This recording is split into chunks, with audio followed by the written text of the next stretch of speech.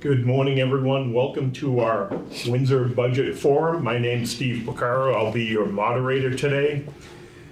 Today we have Peter Souza, our town manager, and Dr. Terrell Hill, our superintendent of schools. I'm going to take a minute to go over the ground rules and the reminders and the agenda, and then we'll jump right in. So the budget forums are a nonpartisan event intended to present information on the town budget. Presenters will be the town manager and the superintendent of schools. And I don't think we have a timer today, do we? No timer, but we do have a moderator, and that will be me. Our goal is to take questions from the audience to talk about the budget. And what we're going to do, Mr. Souza will give a presentation on the town budget, and then Dr. Hill will give a presentation on the school budget, and then we're going to take some questions from the audience.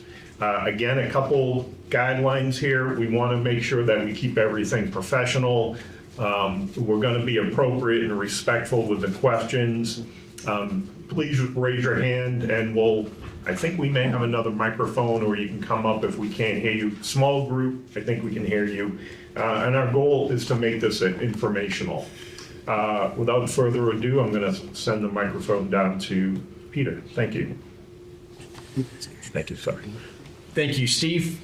Welcome, everyone. Thank you for coming out on this beautiful spring day.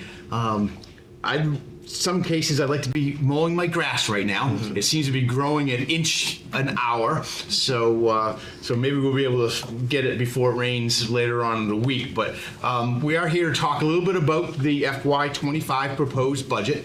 As you know, that goes to the referendum next Tuesday, the 14th, at all 7 polling locations. And so what Dr. Hill and I would like to do today is provide a brief overview and then answer questions that you folks may have regarding the proposed budget. This budget year has been very difficult for the Board of Education as well as the Town Council, and there's a number of different dynamics that have been occurring. So I want to provide a little bit of a context regarding the FY25 budget preparation process and talk a little bit about numbers, and then I'll hand it over to Dr. Hill. So as we started out this year, we knew that we had to address property revaluation. So property revaluation is state mandated and it must occur at least once every 5 years. And with that, we had significant changes in our what is called the grand list, which is the overall tax base for the town. And there's a number of categories within our grand list. There's real estate, and real estate's broken down between residential and then non-residential.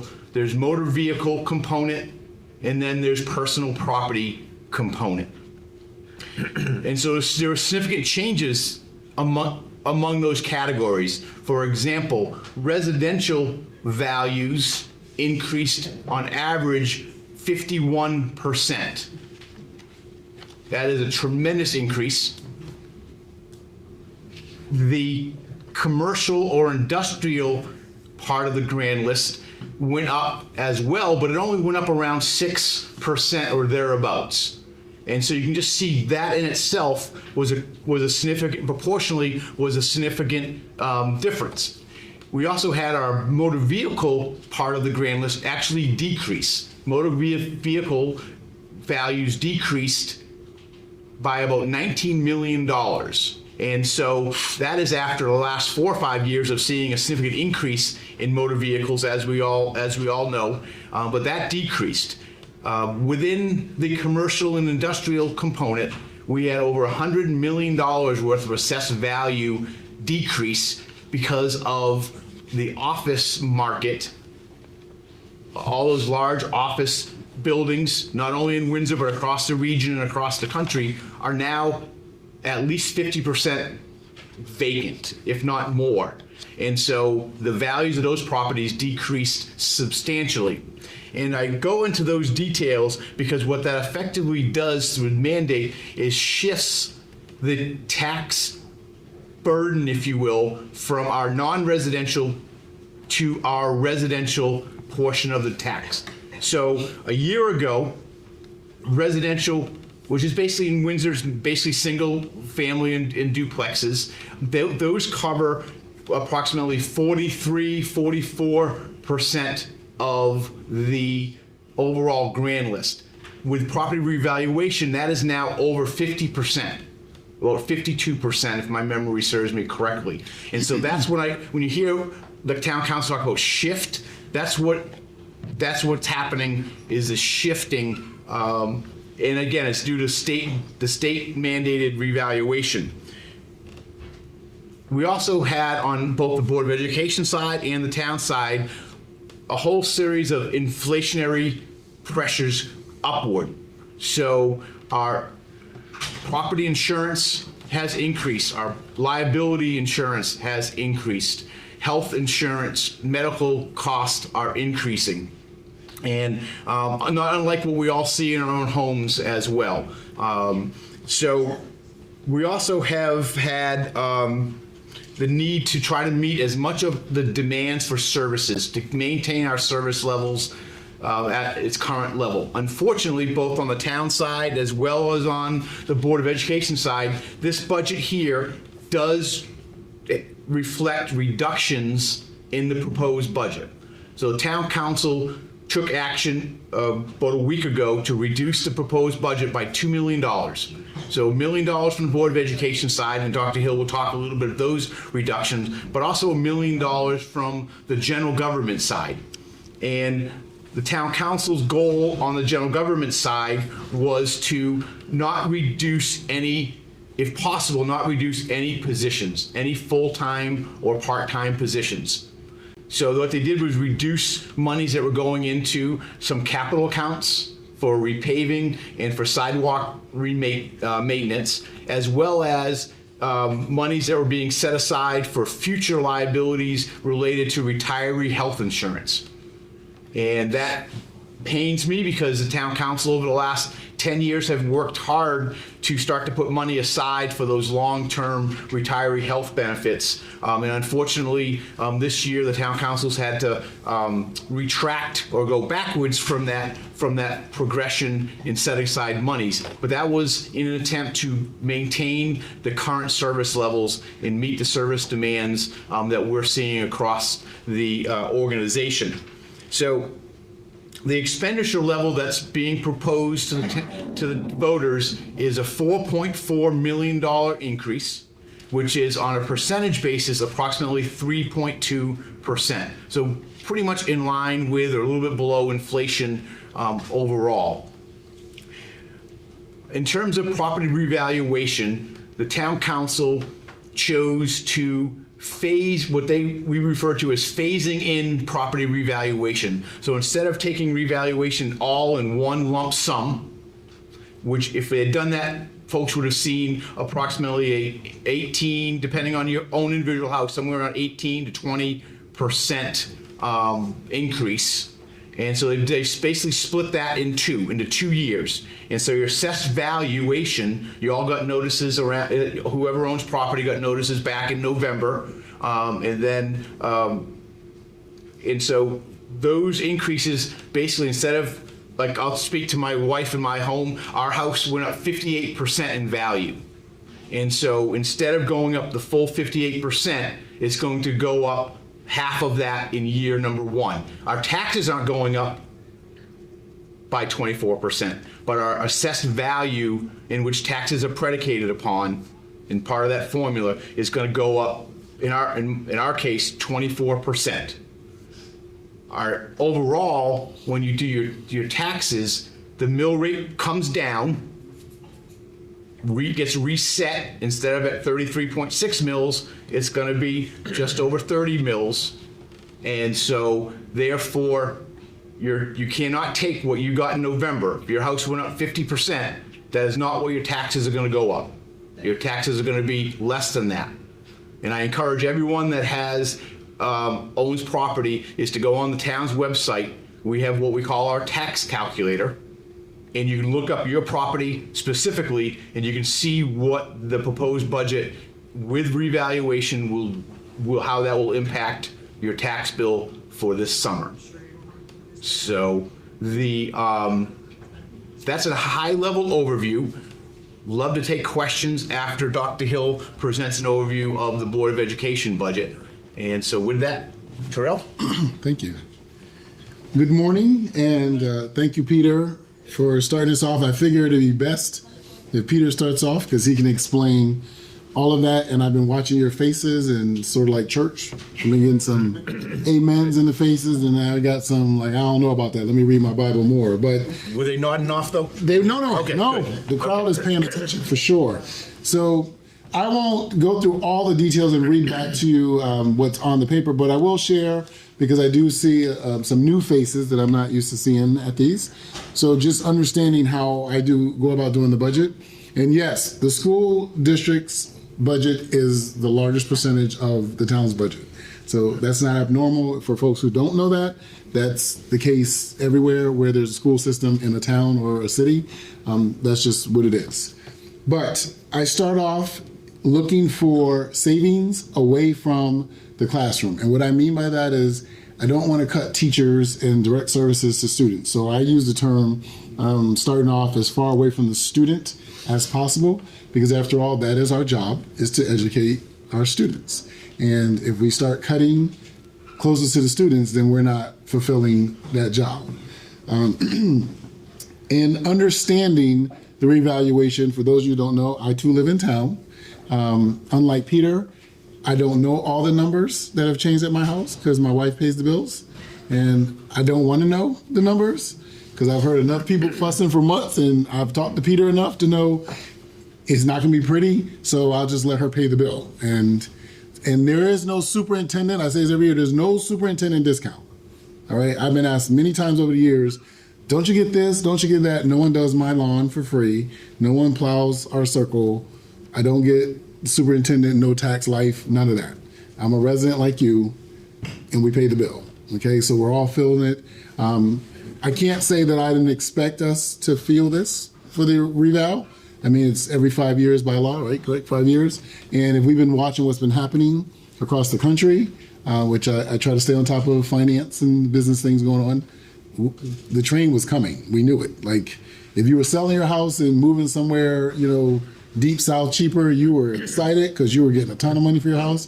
If you're staying here like us, we got a lot of equity and we're paying the bill. So that's just the reality. But with the schools, we also, since COVID, we received these funds called ESSER funds, and I want to make sure people understand that. The funds were initially granted by the government for 2 years, and they extended it 1 more year. So we've had these funds, able to spend them over a 3-year period, but now they are done. So as we go into this new fiscal year, July 1st, we no longer will have those funds available to us. I tried my best to not make those funds all positions. So I want to be clear, if you're hearing what's going on in a lot of towns, I know Enfield was big in the news yesterday.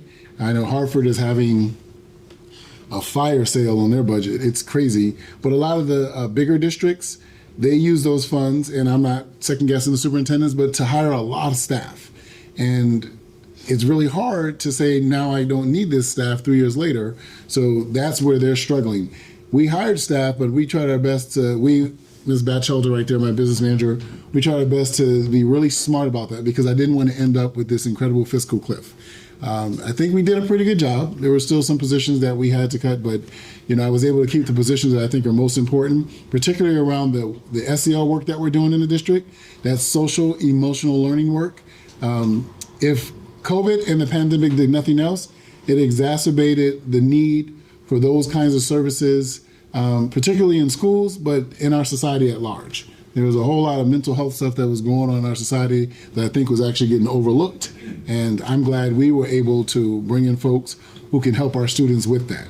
So also, we hired a new PSCS director, is Mary Cristofaro. She's back there. Mary, wave your hand, please. And Mary has just in her, not even a full year yet, she keeps saying, I'm new. I told her she can say that till June 30th.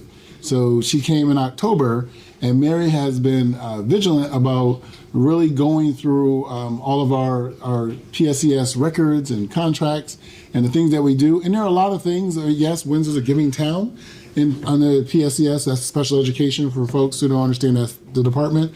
But she's also saved us lots of money by working hard to bring students back into the district.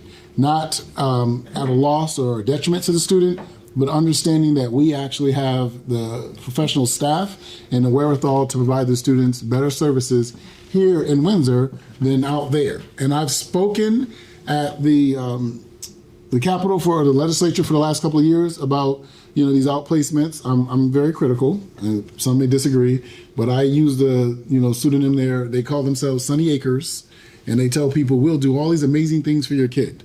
And there's really no regulation or oversight from the state. They can charge what they want.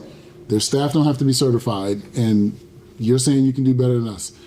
We can't charge anything, and our staff have to be certified. So I believe that the staff within the district are much better suited to service the children of Windsor for their needs and their IEPs. Also, we looked at, I noticed this year started off with a bang, at least me, with the mold at OE and all the stuff that we had to deal with. So granted, we have some old buildings and there are some issues.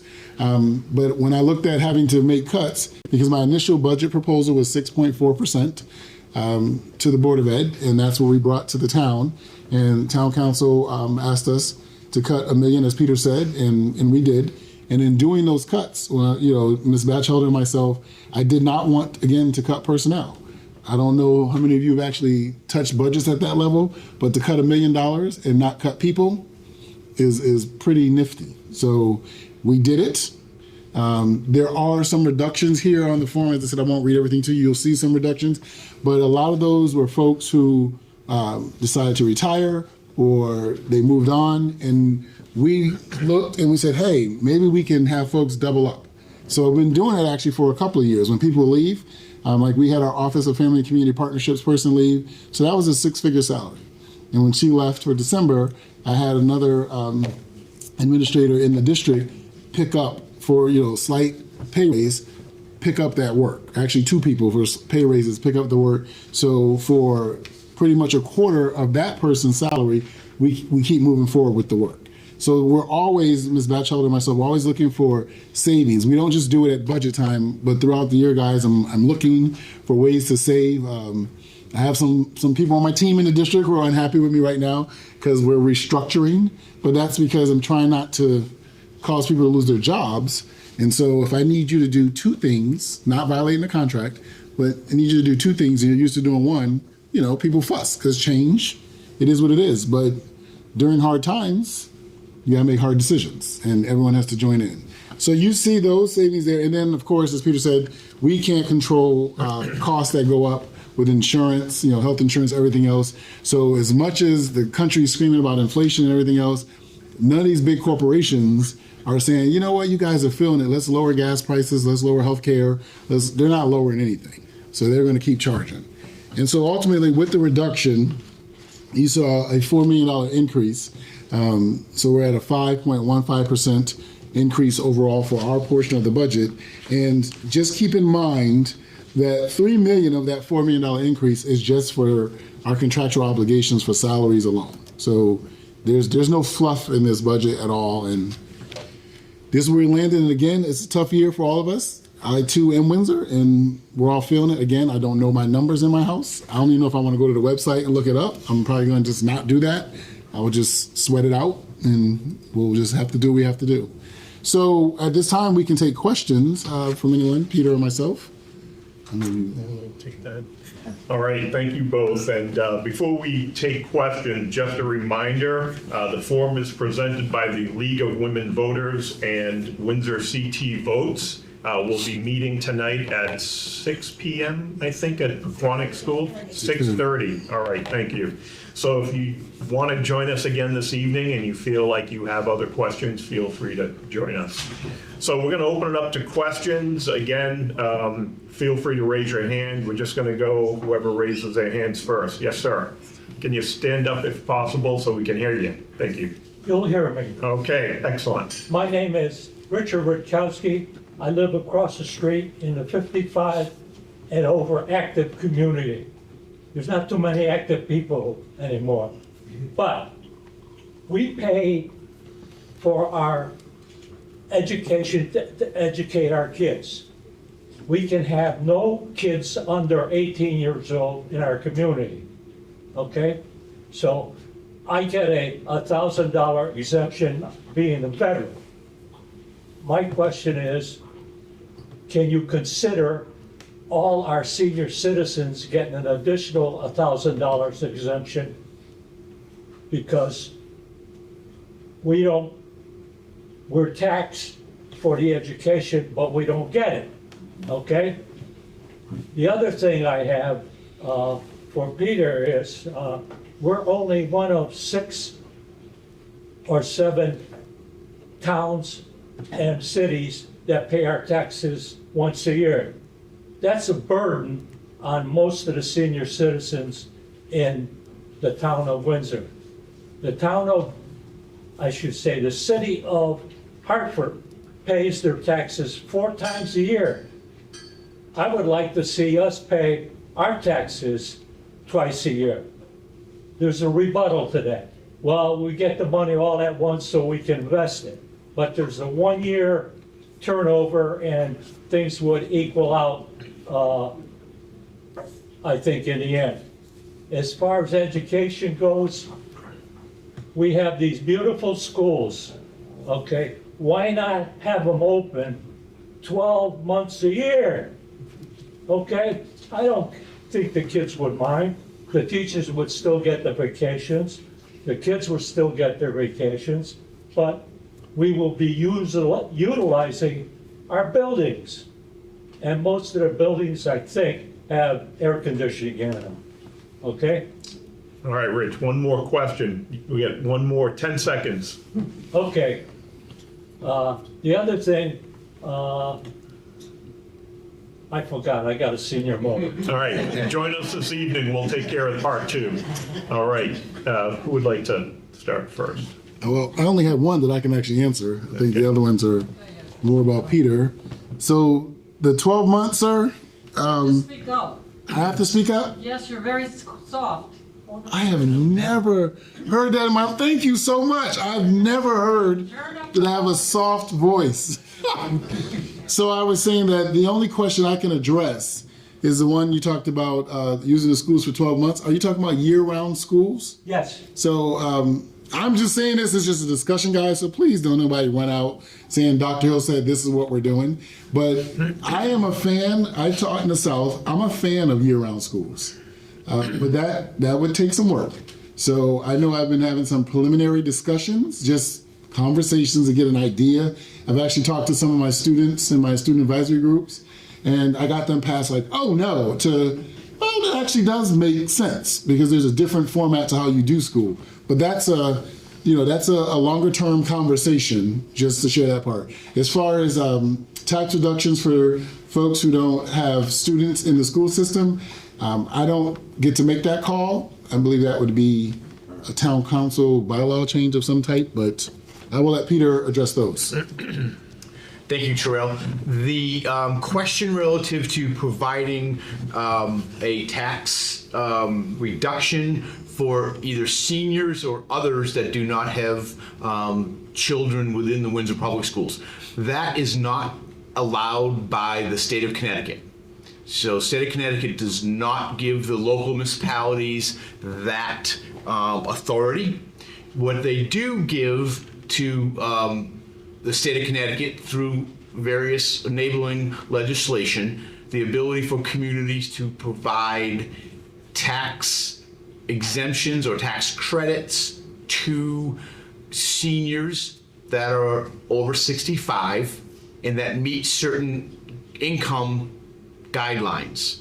And those guidelines, there's part of those guidelines are set by the state of Connecticut, and then there's an opportunity for the local municipality to adopt what they call a local option, which allows those incomes to be increased. So basically increasing that umbrella of folks that are households, seniors, or those that are 100% disabled under Social Security to be able to receive benefits. And off the top of my head right now, for the local benefit, I believe it's for a married couple over 65 or disabled. I believe it is $60,000 in change.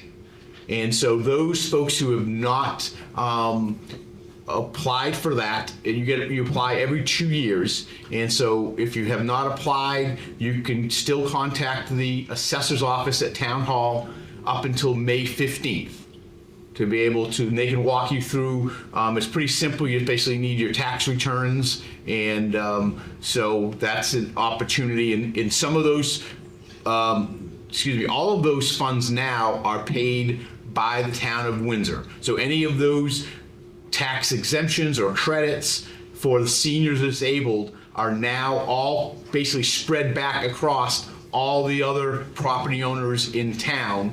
The state of Connecticut years ago used to reimburse the towns for part of that lost revenue. They do not do that any longer. And so, but that is a benefit, but it is income eligibility. So I encourage folks to go onto our website or contact the assessor's office for more information. In terms of, I think your other question, Richard, was around the tax payments, the number of tax payments. So state of Connecticut does allow a municipality to have multiple payments. As you said, the city of Hartford and a number of other communities do 4 or quarterly payments. So the town council has looked at this policy question a number of times over the years. And they did take a look at that earlier during the budget season, and they chose at this point not to implement a change. And part of that was related to the loss of income. And I do believe it's something that the council will revisit over the course of the winter into the spring. But the budget this particular year, off top, recalling a round number of approximately $3 million of earnings from those funds that we have invested from the beginning of July, as well as our reserve fund. And so $3 million is almost 1 mil. It's 3/4 of a mil. A mil is approximately no, excuse me, it is not, I misspoke. It is not a quarter, 3/4 of a mil. It's basically, but if the town council had chose to do 2 payments, we would have lost upwards to $1 million worth of income, and at this point, revenue for the new year, and at this time they decided not to lose that revenue, and they chose otherwise to to do phase in 2 years. So that was a policy choice that the town council made, but I do think it's something that councils in the future will be looking at in more detail. All right. Other questions? I'm going to go sans microphone. Can you hear me? George, yes.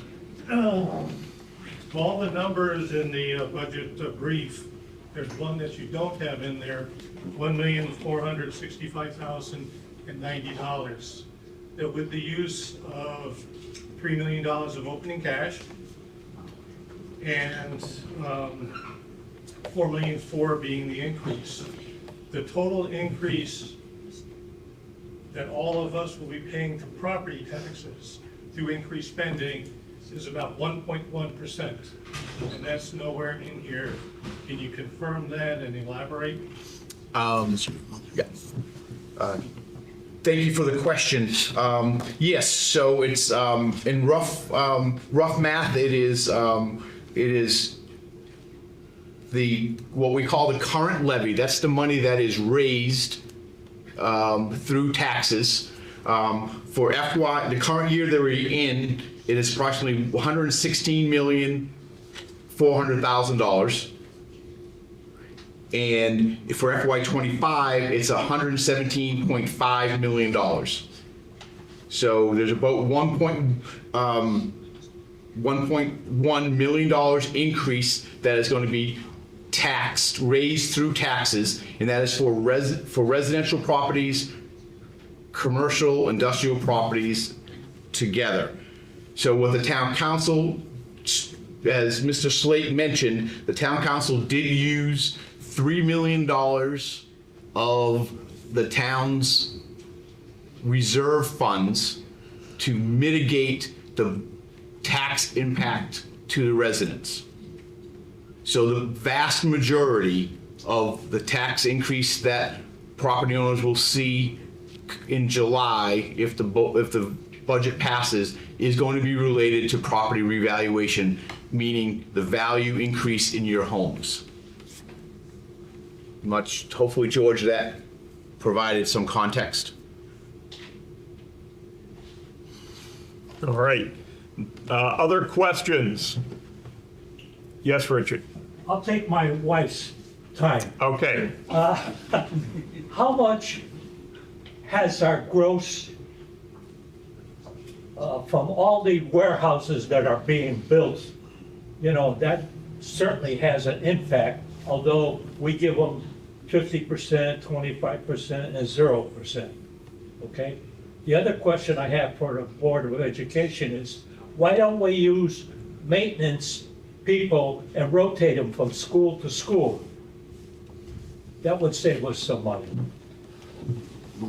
Do mine first. So if I understand your question, when you say take maintenance people and move them school to school, Yes. we have maintenance people at each school, but what do you mean beyond that? I just want to be clear. I'm not sure I understand. Do you have a resident school maintenance at every school? So we have our custodians at every school, and then we have a maintenance team stationed here that they go to all of our schools. Okay. Yep. So to Richard's first question, I do not have the specific numbers relative to the tax revenues that been generated by some of those larger facilities. I can tell you right now that the Amazon, as an example, has 3 different facilities here in town. They are the #1 taxpayer. They are by far the #1 taxpayer. There's only one of those 3 properties that are currently under a tax abatement agreement. That tax abatement agreement expires at the end of fiscal year 25. So a year from now, that expires. And so this budget that you see here actually has an increase of approximately $40 million in value, because their tax agreement decreases each year. And so the last year of that tax abatement will be fiscal year 25, and then in fiscal year 26 they will be fully on in taxes. So right now there's no other tax abatements in place.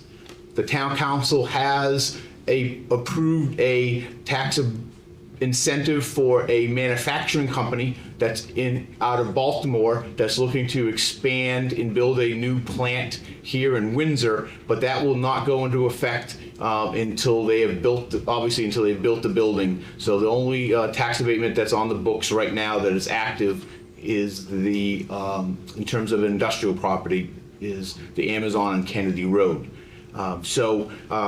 But when you look at our top 10, and we do have on our tax assessor's webpage, we do have our top 10, I believe it's our top 20 taxpayers. So you can go onto the website and you'll be able to see the listing of those properties, those top 20 taxpayers. How about the new brewery that we have? It's a great place, isn't it? That is awesome. That's beautiful inside. You've been there. Yep. Sir, well, George, we'll come right back to you. Go ahead. Just a quick question on kind of ignorant. What does abatement mean? Does it mean that they don't have to pay taxes until 2025? Is that what it means? I didn't know what Yeah, it meant. it is not 100% forgiveness. It's a partial abatement of the taxes that are due. And so the town council is the authority that approves any abatements. And off the top of my head, I believe the town council has done less than 8 of those in the last 20 years. So it's not something the town council does. The town council has a policy in place. They do not do this willy-nilly. There's a clear set policy, and it is based upon the level of investment that a company makes in the community.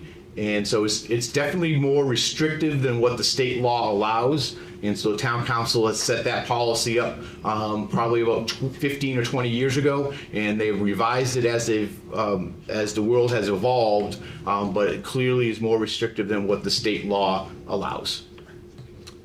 All right, George? Just to answer Richard's question, as best I remember, every year I go through and track the property taxes paid by the largest 6 taxpayers that received abatements. Last year, I think between the 6, it totaled about $16 million. $7 million of that was to the Amazon Kennedy Road project.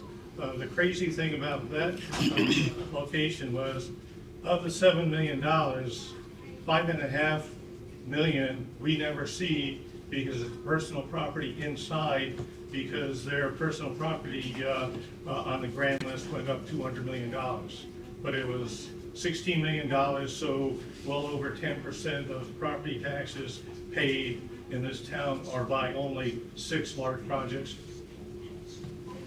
All right, other questions? Yes, sir. Joe, take it away. Stand up, please, so we can. Yeah, my name's Joseph Perry. I live on Route Ave. You say you're giving us a break by only increasing 24% this year. So to me, it's like a windfall. You never had this money before, you have it now, but you're still asking for more in an increase. It doesn't make sense to me. So what's the question? Where's the money? I think Peter got it. I think Peter got it. To me, a windfall of money for the town. So I can understand that where you could arrive at that. We, as spoken to earlier, it's a shift. The overall tax that we are levying, proposed to levy, is only $1.1 million greater from the FY24 adopted budget and the FY25 budget. What's occurring is that shift between the commercial and industrial properties and the residential properties. It's because the residential values went up approximately 51%, and the commercial and industrial went up roughly 6% or thereabouts. And so the pie is a little bit bigger, $1.1 million larger, but what's occurring is that burden or the liability now gets shifted because of residential values just so far outgrew and outweigh the commercial and industrial part of the pie. And so it feels like we're raising much, but when your property, your own personal property goes up 25, 30, 50%, in some cases even greater than 50%, because 50% is the average, that just completely outweighs the increase that the commercial and industrial properties increased. All right, other questions? Thank you, Joe. Other questions? Yes, sir. When you say the residential value went up 51%, is that for everyone, or is that going to be, because I don't know what our value is going up. We paid $235 for a house. I don't know what now is it worth 51% more than what we can get on the market, or is that gradient depending on where you live within the town? It is, that is, when I speak about 51%, that's average. And so there's going to be depending upon the style of your house, the age of your house, any kind of improvements that have been made over the years, your size of your home, that's going to dictate how much your value has changed over the past 5 years.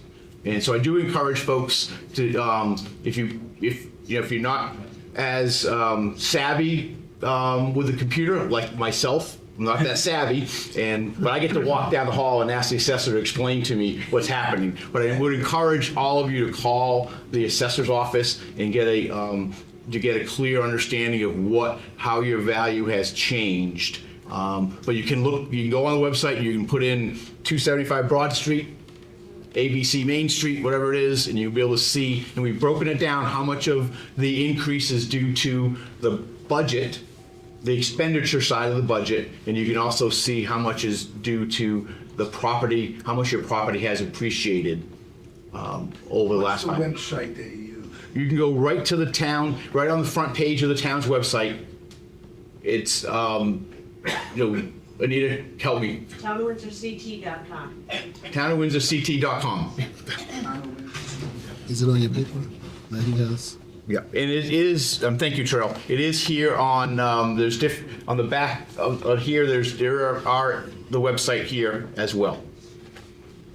All right, thank you. Other questions? Anyone in the back? Back left, back right? Going once? Going twice? Okay, 3 times. I think we're gonna end it here. I just want to thank everyone can I borrow the microphone, please? Please. Just want to thank everyone for joining us, and as a reminder, the budget referendum Tuesday, May 14th, check your location, 6 to 8 p.m. Also, we'll be meeting tonight at Quantic School at 6:30 p.m. Again, same bat characters, same bat location. On behalf of the League of Women Voters and Windsor CT Votes, thank you for joining us. Have a great day, everyone. Thank you. Thank you for coming out.